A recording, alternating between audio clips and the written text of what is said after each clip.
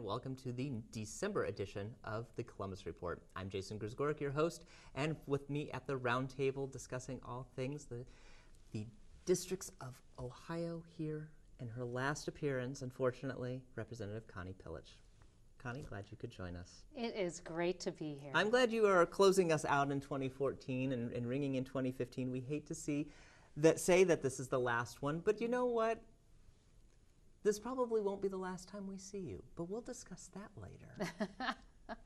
But we have a lot of things going on, even though we're just coming back from break, getting things together, and then we're going to be going on break again. Yeah, well, we're right in the heart of lame duck in Columbus. In Columbus, but there are things going on. We can't say that there aren't things going on, but we'll dive right in. And this one really kind of intrigues me is House Joint Resolution 12, which is in regards to redistricting, which of course you were you were in the heart of redistricting, especially when you had been redistricted from the last time. For those who aren't familiar, the commission convenes. Isn't that there's 1 something year called an apportionment board, and it meets after the census. You know, the census is done every 10 years, and the apportionment board meets after the census comes out, because every district, every legislative district has to have about the same number of people in it. That's to make it fair. And you know, people move, populations move around, so they have to reapportion all those state district lines. And you know, in 2001, when they redrew the 28th House District, they drew my house into it, so I got drawn into it. So I benefited from redistricting then. I ended up winning the seat in 2008. In 2012, they redrew it again, and they made it a much tougher seat for me as a Democrat to win. I kept it anyway through lots of hard work. So there's been a lot of contention about redistricting. Right now, if you look at the way Ohio voting patterns have gone on the national level, we've had the last 2 years, more people voted for a Democratic presidential candidate than the Republican. More people voted for Democratic members of Congress than Republican members. However, because of the gerrymandering and redistricting, we have, of the 16 seats we have in Congress, 12 belong to Republicans and 4 belong to Democrats. And by and large, each one of those 16 seats is drawn to be pretty much a safe seat for the person who holds it today. You know, and when you don't have competition, you get too many times the fringes of either party running, and they don't necessarily represent the whole, the interests of the people in the district, and frankly, they make it harder to forge compromises and move forward. Well, that's what it really sounded like, as if, you know, you're looking at the national discussion points, that it is skewed a little bit towards the Democratic side, but yet it's not represented when you go to the State House, where so I can see where that's an issue, and obviously it's been raised again because we're going to be discussing the means of redistricting again. Right. So the way the Ohio Constitution says we do this, there's an apportionment board, and it's, I think, got 6 members: the governor, the Secretary of State, the auditor, the President of the Senate, the Speaker of the House, and then 1 minority party member. Right. So today, as it's drawn now, that's 5 Republicans and 1 Democrat, and that's what it's been since 2011. So the last one was drawn. So there's, you know, virtually no representation by the minority party. Right.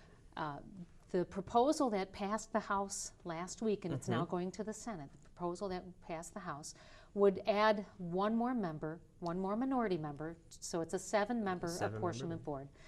Simple majority will pass the plan, you know, the new map. Still same thing. Still a simple majority, so they need 4 votes. However, what's different this time is that they have to have the vote of 1 of the minority members. Okay, so now we're getting, again, that fair and equal discussion point, so to speak. Yeah, that's the idea. Now, there is one little problem with it. The original version of the resolution said if we don't get that 1 minority vote, we implement the plan anyway. We implement it for 4 years, and then we put it up to a vote of the people. So, which, you know, leads to a huge amount of expense if there are going to be campaigns for and against it. So that can be a little problematic. That's not the version that passed. Okay. The version that passed says, even if we don't have a vote of the minority party, we're still going to implement the plan, but it's only going to be good for 4 years, and then we'll have to draw a new plan. Okay. So it's slightly better in my mind. It did get very strong bipartisan support because it was a compromise bill. Sure. You know, when you learn that that it's very, very rare for you to get everything you want.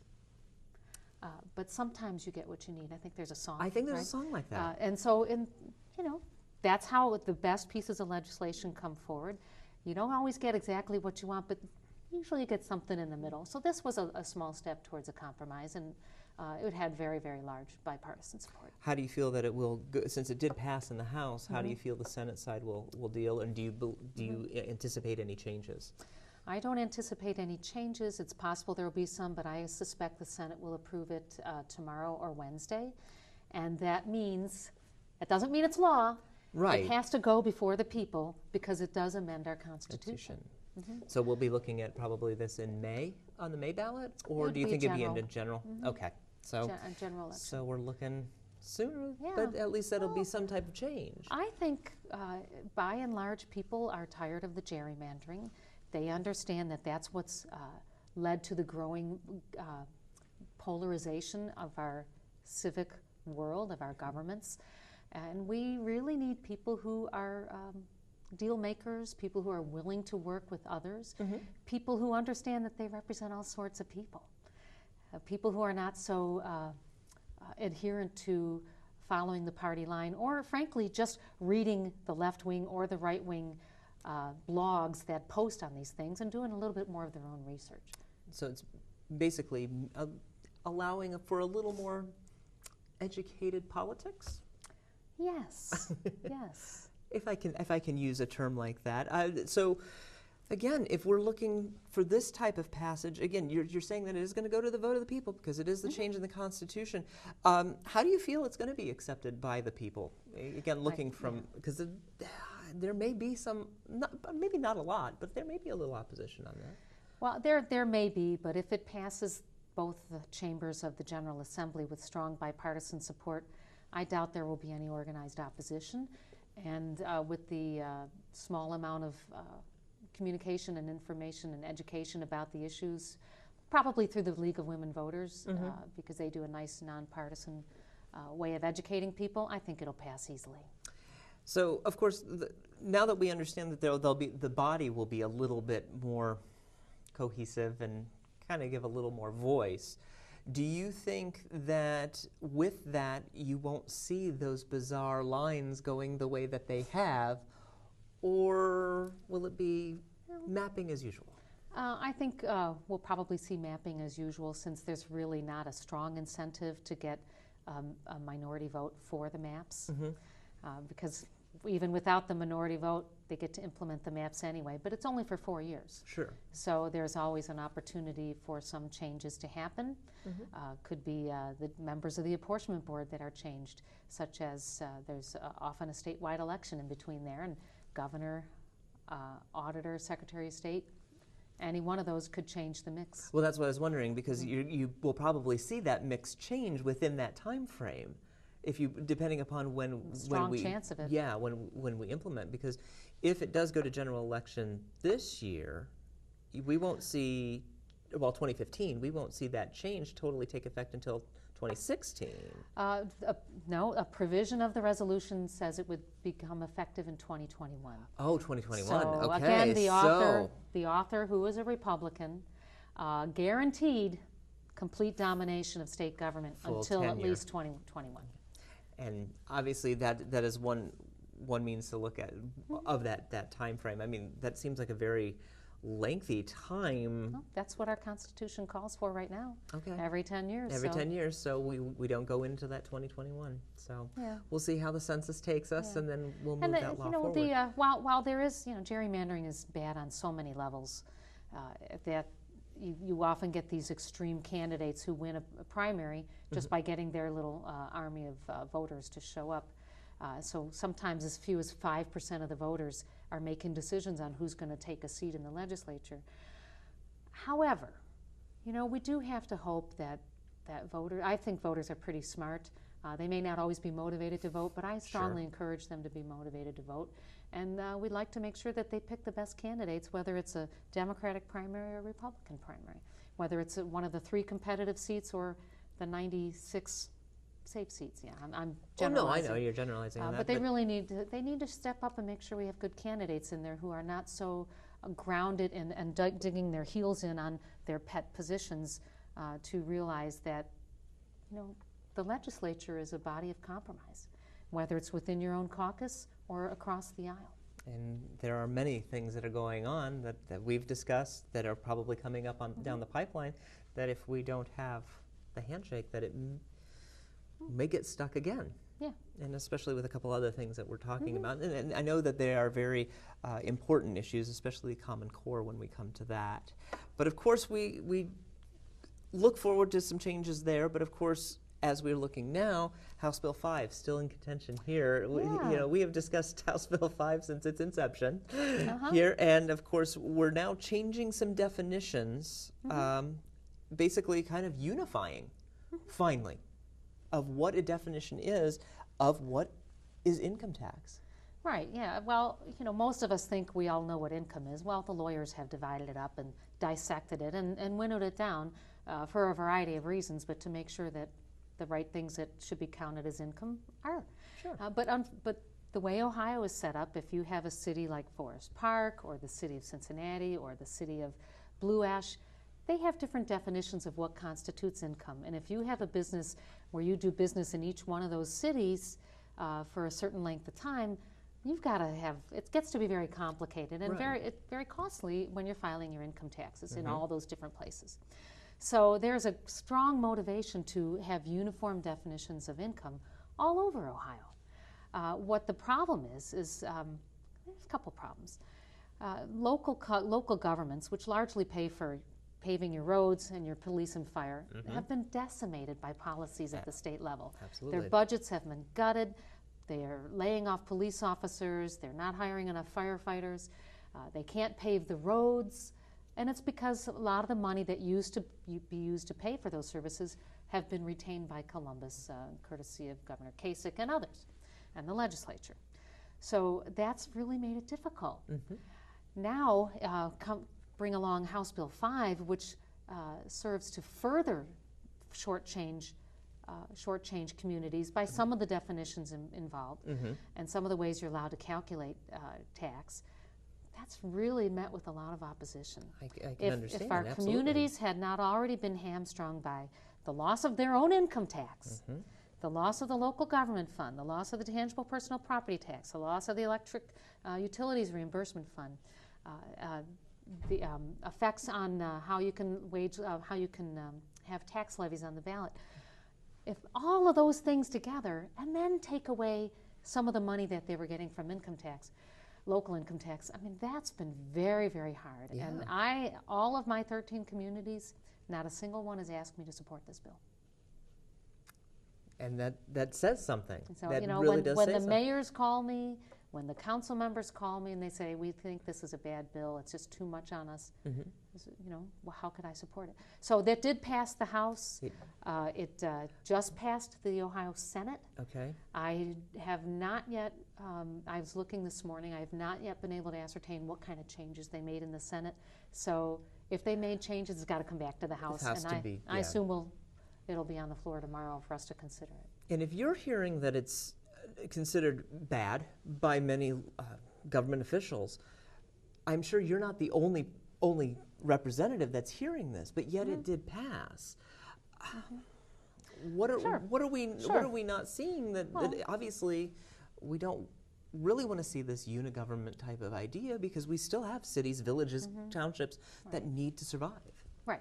Well, it's hard for me to know the motivation. Clearly, we needed to make some of these definitions uniform. We had to have some standards. It just does help. I think that's terrific. However, when you continually take away the money of these villages and cities to manage themselves, it just becomes untenable. Sure. Now, keep in mind that the way the legislature is drawn today, because of the gerrymandering, the largest number of representatives, those in the Republican caucus. They have 59 seats. Most of those are in rural areas. They don't have that many cities. True. They have townships, and they have townships. They don't have the metropolitan areas. There's a handful that do, and they understand these things too. But that's one of the difficult divides I see going forward in the legislature, is having only these rural representatives making decisions for states, for the whole state, including our metropolitan areas, which generate a lot of the income in the state, a lot of the economic activity. And yet, if you're saying that there are many of those representatives who represent many townships, our townships got, I hate to say this, hammered. They got the real blunt end of the stick when it comes to a lot of these.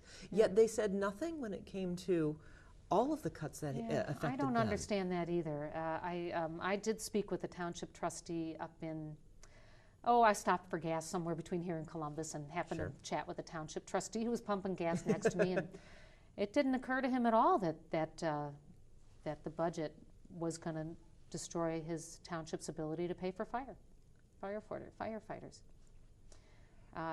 Because he hadn't thought that carefully. And again, looking at what a township needs to provide, roads and cemeteries, really, but I mean, police and fire. And police and fire.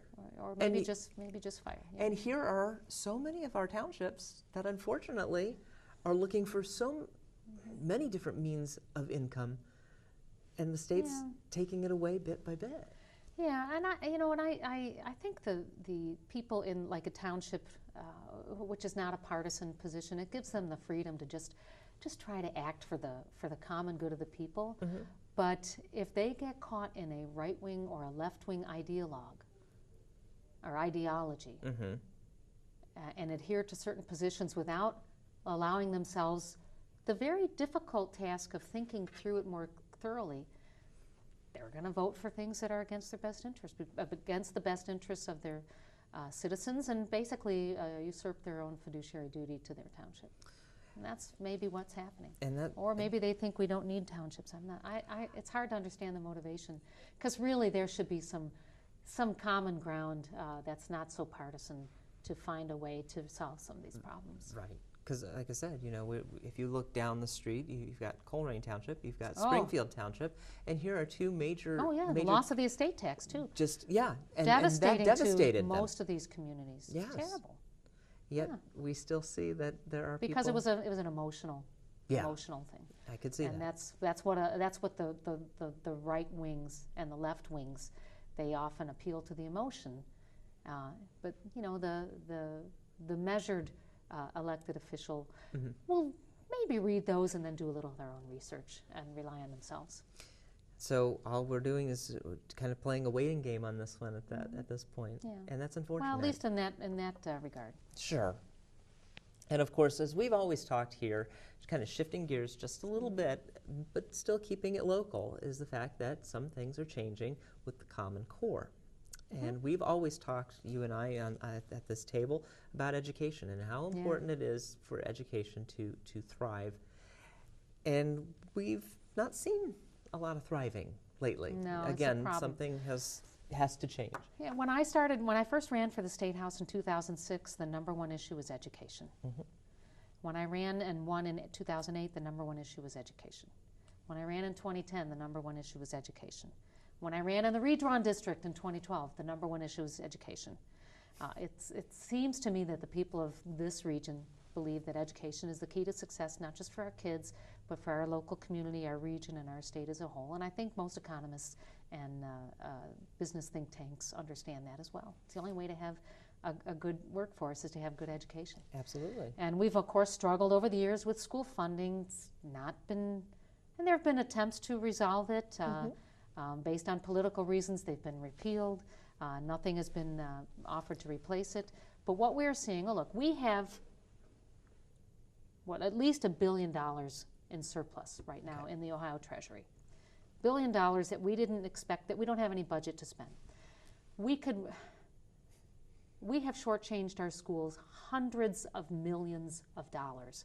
I think the figure I heard today was $600 million that we could take from, without affecting anybody's tax burden, take it out of the surplus, invest it in the schools so that we are investing in the future.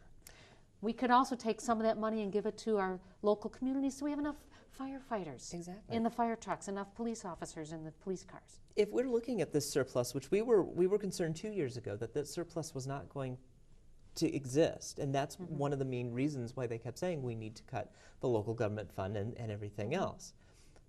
It's been, what, 2 years, 3 years since the effect, and we're already at a surplus? We already have a surplus elsewhere.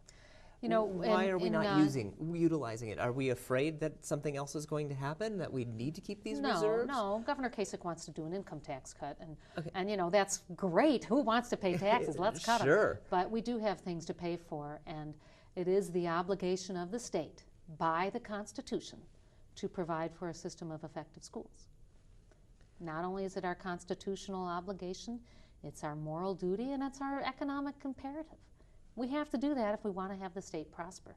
And to shortchange the schools, cut them by hundreds of millions of dollars, send $900 million to charter schools by and large, which, you know, look, don't get me wrong, charter schools are a part of our niche. They're part of our portfolio of education, and I support that.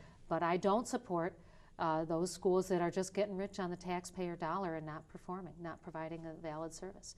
And they are making millions. Millions. Some say billions, but at least millions of dollars. And not coming back to the state. No, they're pocketing that money. They're pocketing that money, and it's a shame. They should be held to the same exact standards as public schools.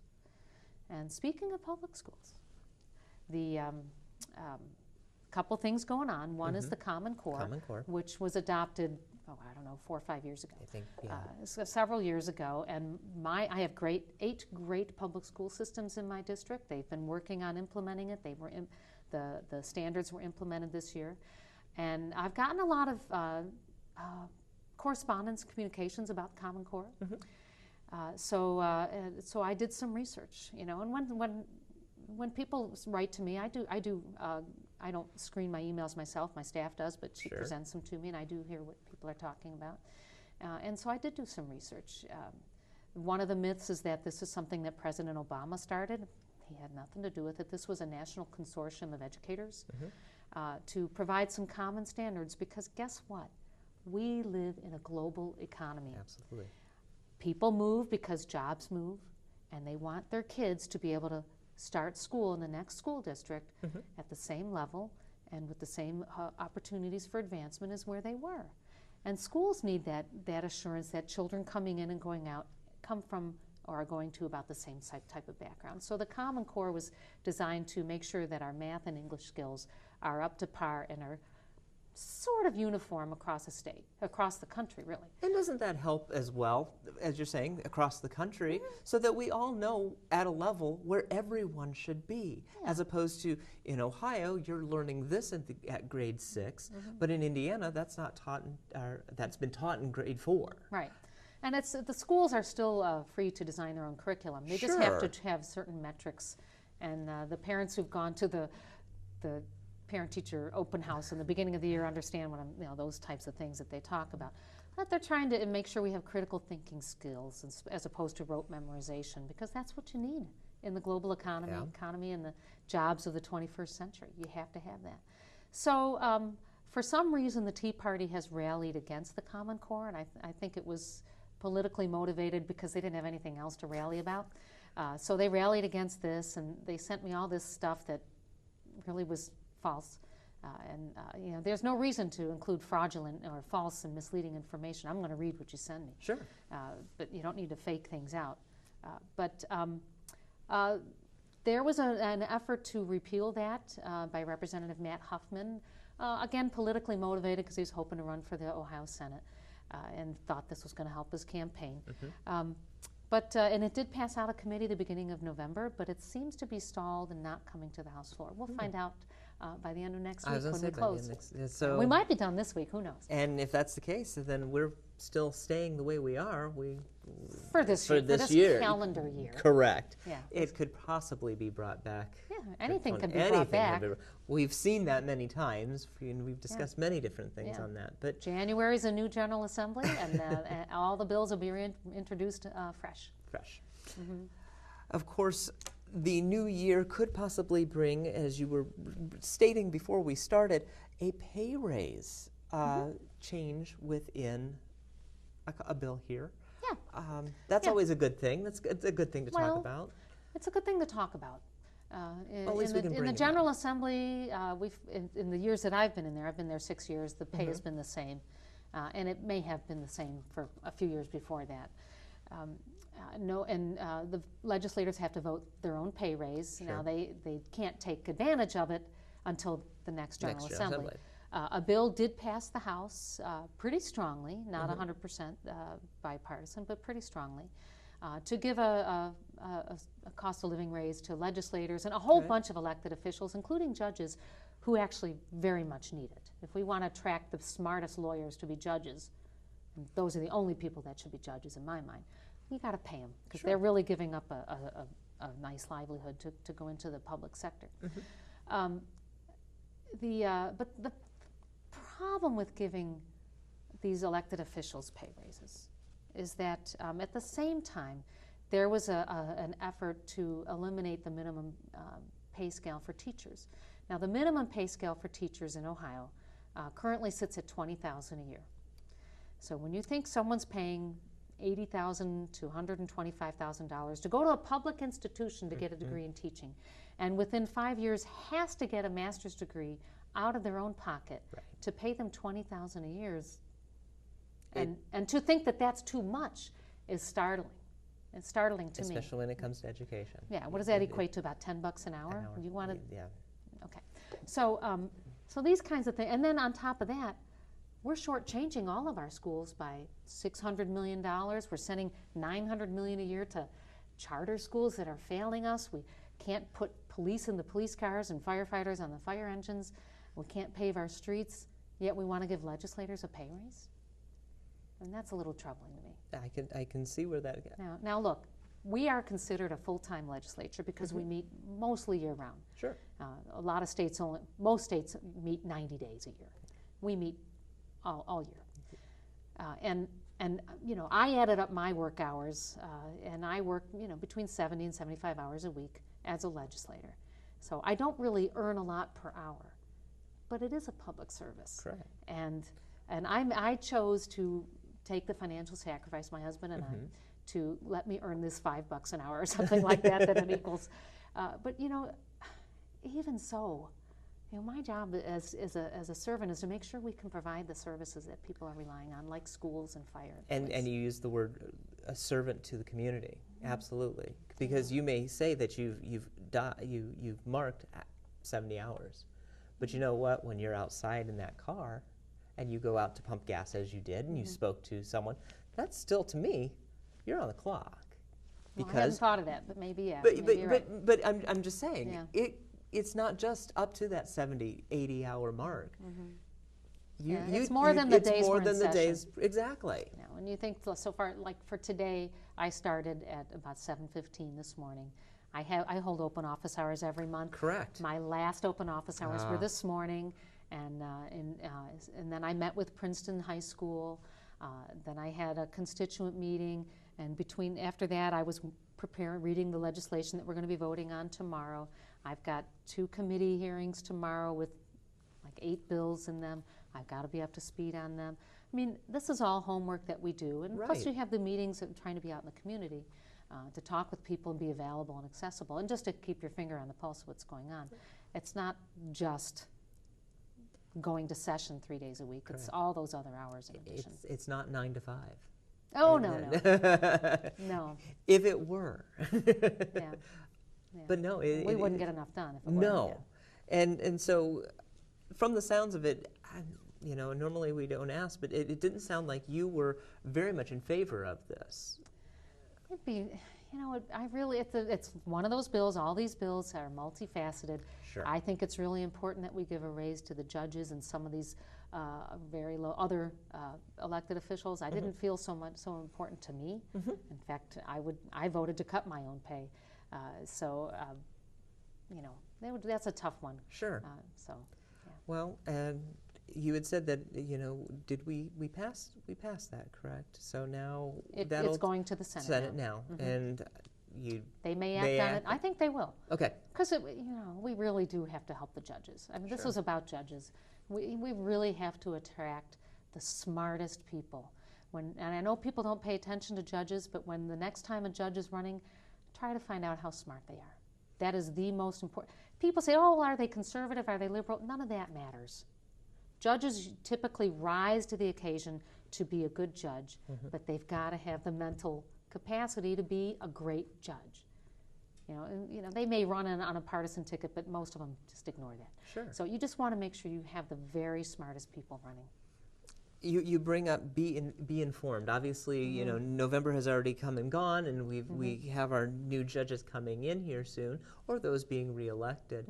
But for those who are ready to look to the next time we have judges running, where would someone look to find those credentials that you're stating that it would be important for an informed Ohio voter to look and say, yes, I'm making a wise decision, as opposed to going, there's two people on the ballot, and I like that person's last name, or looking at a party line. And it is difficult. It's terribly, well, there's no party line on the ballot for judges, but not for judges. But and it's very difficult, especially when the ballots are this long, and you've got to spend all that time coloring it in. There's a lot of voting fatigue by the end of the ballot, which is where the judges are. Yes. The Cincinnati Bar Association usually has information. They rate all the judges. They find them to be qualified or not qualified. And also the Supreme Court of Ohio is trying to take some strong steps to helping judges become important, because they are just so important. They interpret the law. We think we write these great laws, and we do, but we can't possibly think of every single scenario, and that's why we have judges. That's why we have juries, because what happens to you is not what may not be what we envisioned when we wrote the law. Fair. So that's why we have judges, and it's so important to make sure they're smart.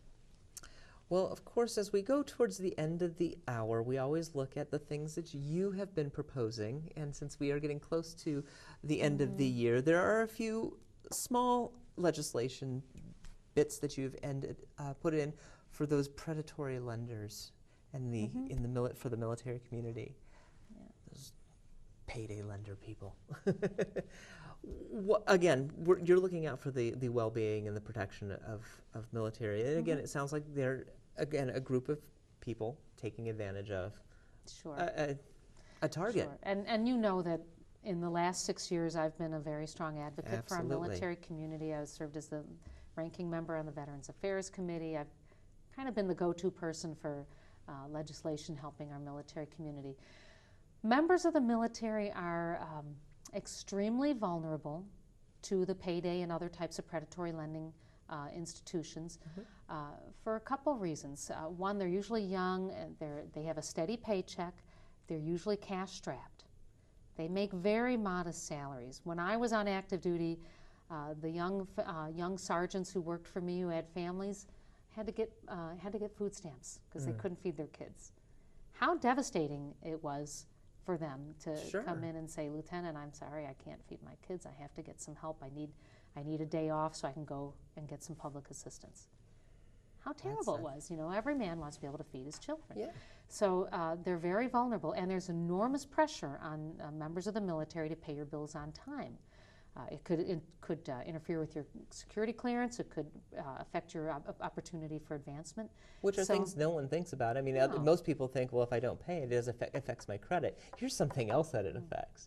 Members of the military think that, and the predatory lending industry understands this as well. This is why they pop up around areas where the military is located. Sure. So the Department of Defense is very, very concerned about this, and about 7 years ago they started having financial counselors, installing financial counselors on every base. They started mandating some financial education, and they've cut down a great deal on the number of members of the military who take these high-interest loans, but there's still a good chunk that do.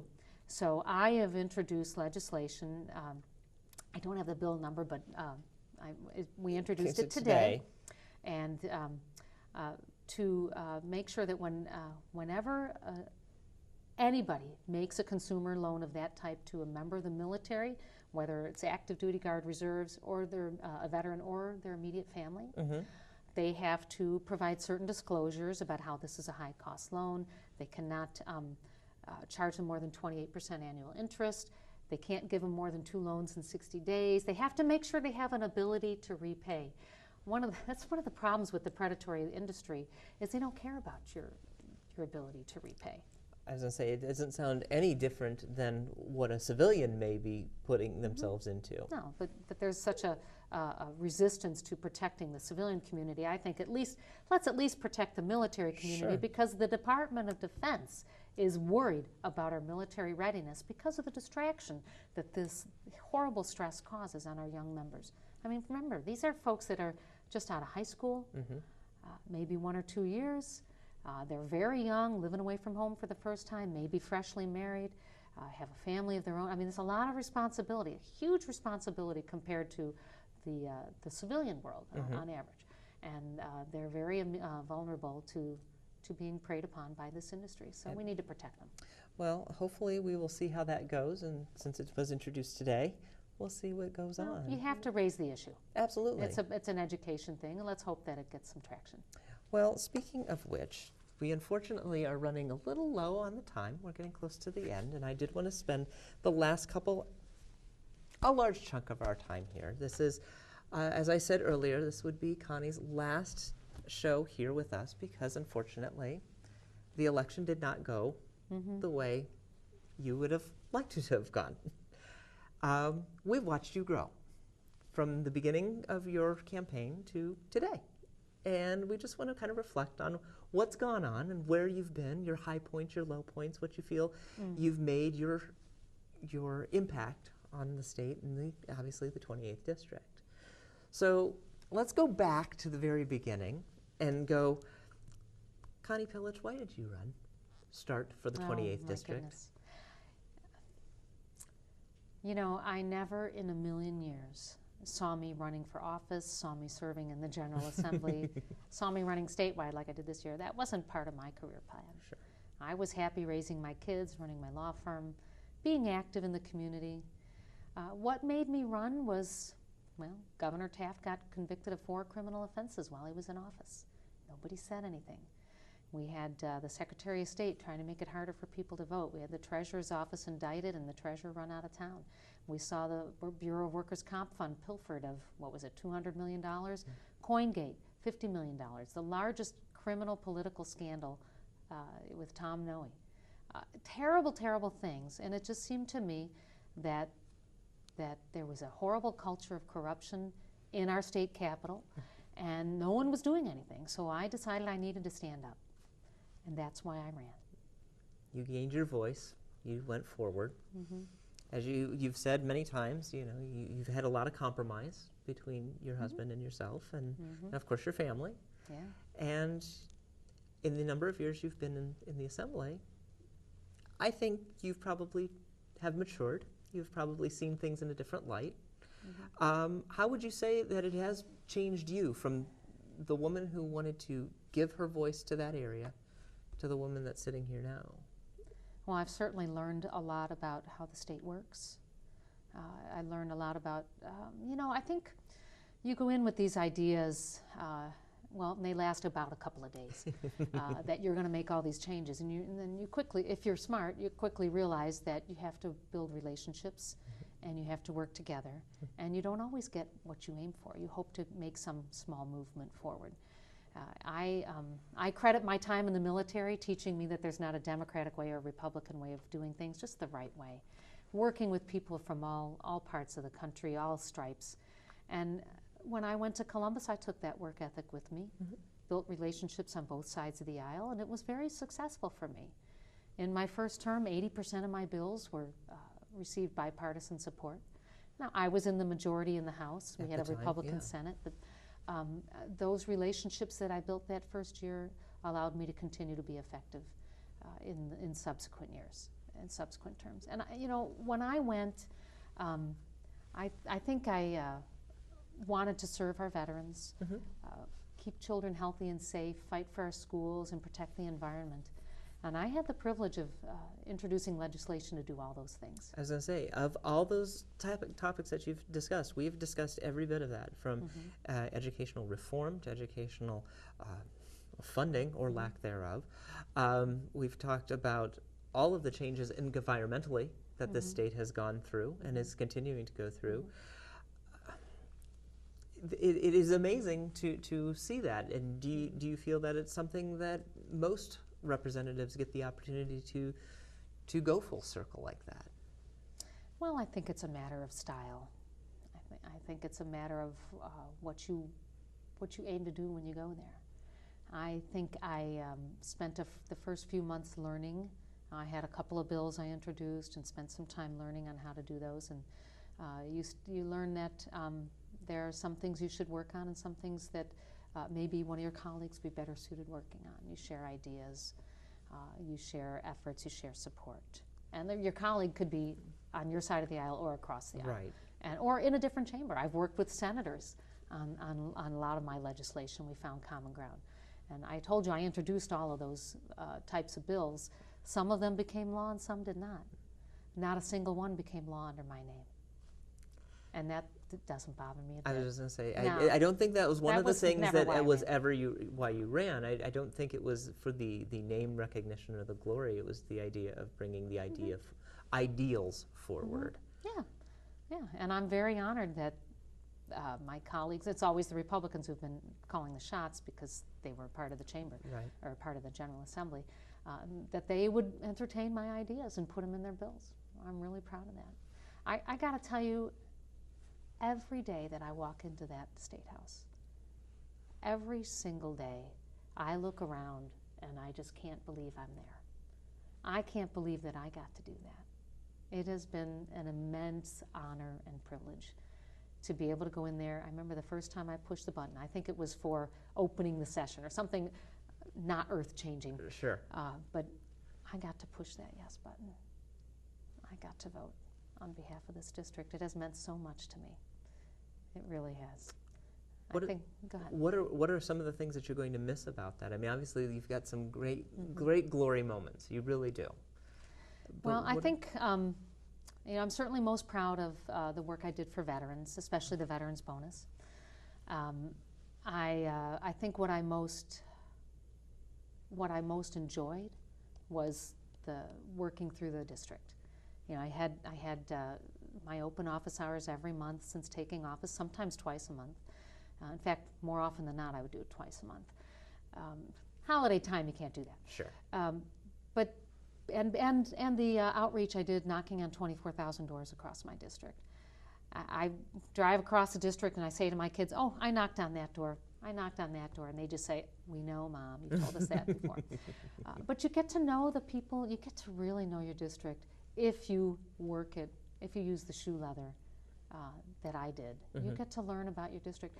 You can read about things, but you don't really understand how people are living unless you knock on their front door, and you can see the stress in their face when someone's gotten sick, or someone lost a job, or they are embroiled in a legal battle, or the school's not performing. That you can't understand that until you knock on their door and talk to them about it on their own front step.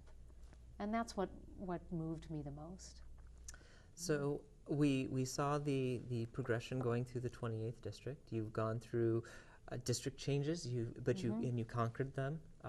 But then you decided, even though at the beginning of it all you said I wasn't going to run for anything, you ran. I did. You successfully did so, and then you tried the next level.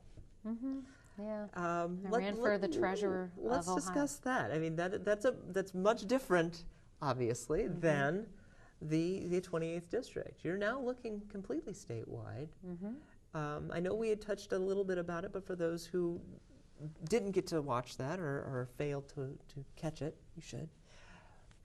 You decided that you knew there was other things going on in the State House that you, as you said earlier, when you were, we'll say, a civilian looking at the 28th district, I can make that change. It sounds like that was the exact same motivation for you to try to do treasurer.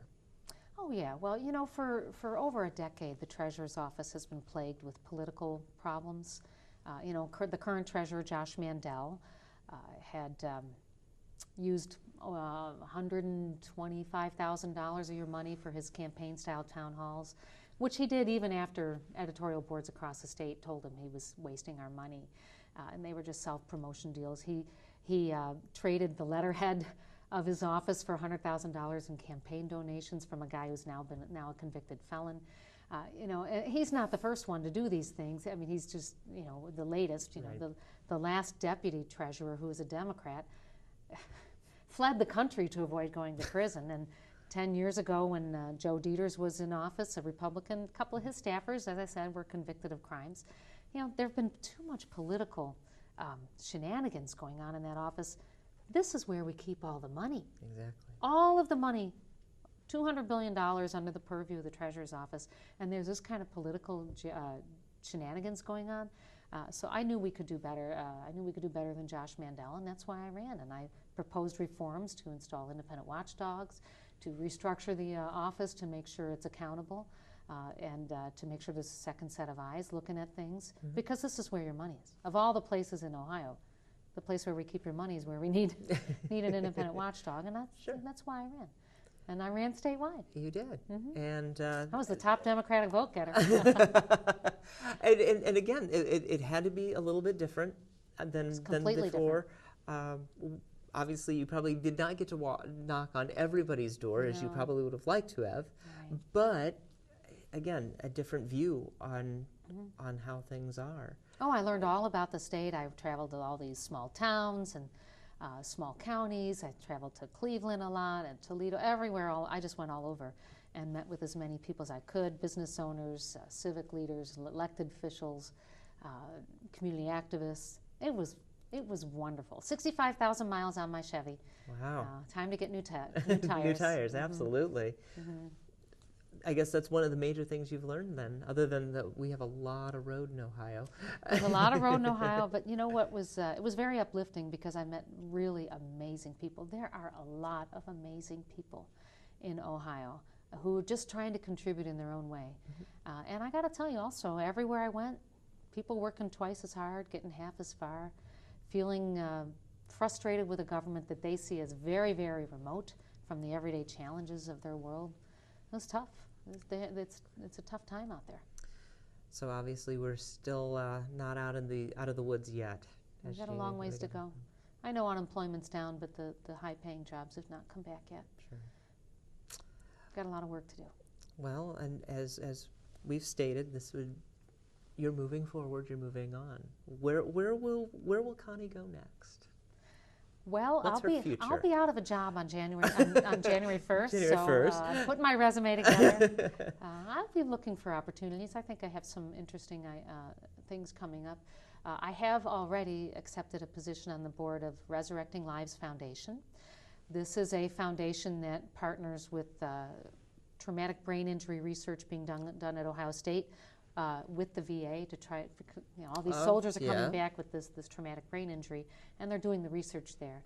So I'll be going around educating people about what this foundation does, and that's going to be my first service gig, because I always want to get involved in something. Absolutely. As far as employment-wise, I don't know yet what I'll be doing. I'll probably go back into the practice of law, since I am licensed to do that.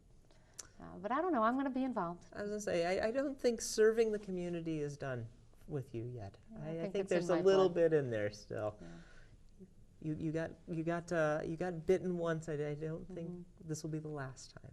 And if that were to happen, you always know there will always be a place here at the table for you. Oh, thank you. You're very welcome. I have very much enjoyed coming here, and I got to tell you, the people at Waycross have been great. They've been professional. They've been terrific with presenting the issues. You know, it's very hard to learn about what's going on in Columbus, and I know you let me give my viewpoint, but that's the viewpoint I bring. And I think it's important for people to hear what's going on in Columbus. The state government affects everybody every single day. We write all the laws, we write the entire criminal code, we give the money or don't give it to pave your streets and put teachers in the classroom. These are the everyday front step issues And it's so important. It's hard to find out about them, so I'm pleased that you talk about them. Well, I'm glad that you're willing to come on and talk. And again, thank you for all the praise. And again, thank you for everything you've done for us as well. You're welcome. Thank you. So this will conclude our evening tonight. We'll hold the tissues back behind here. I'm glad you were able to join us here tonight on the Columbus Report. Enjoy your holidays. Enjoy your time together. And we'll see you in 2015. Have a great evening.